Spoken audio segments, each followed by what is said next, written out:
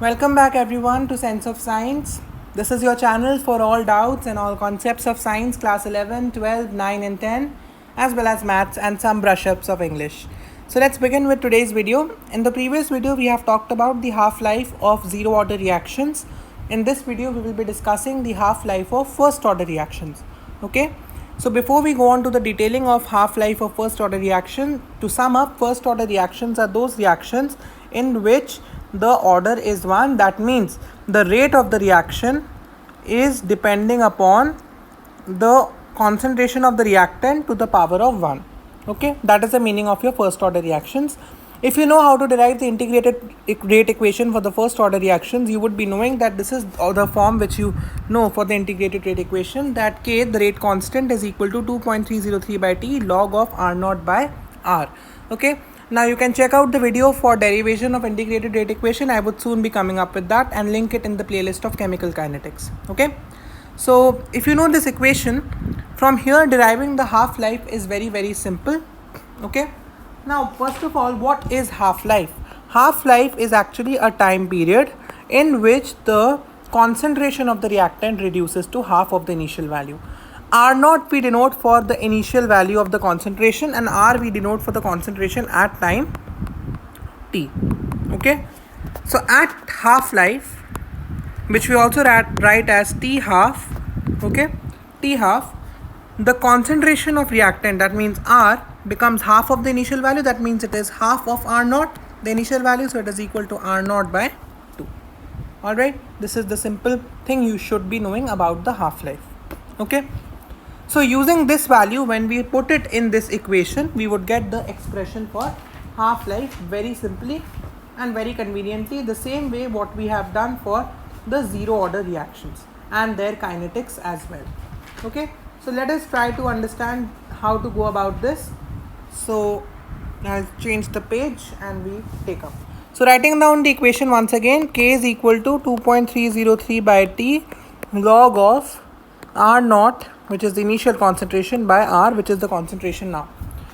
Now at half-life, we have to write this equation. At half-life, just write it in terms of T only, just cross multiply it or just switch it, not cross multiply.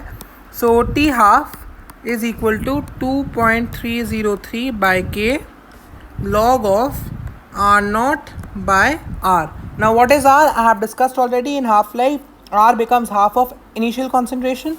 So this becomes R naught by 2.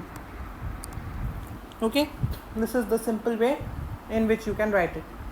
Now solving this, you would get that T half is equal to 2.303 by K, which is the rate constant, log 2. Why is that? Whenever I have log in the same term, when it gets divided, it gets cancelled out. Don't show it as a cancellation effect, just put it down. Okay, so suppose you have anything like this, log of A by AX, you can cancel out and write it as log X. Okay, this is one property, and many other properties of log you can learn like this only. Okay, so this cancels out and you get 2.303 by K log 2.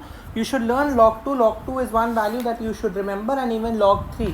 The rest of the logs you can calculate from the table, but log 2 and log 3 you should remember. Log 2's value is 0.301. Okay, so I substitute the value of log 2 and I write that T half is equal to 2.303 into 0.301 upon K.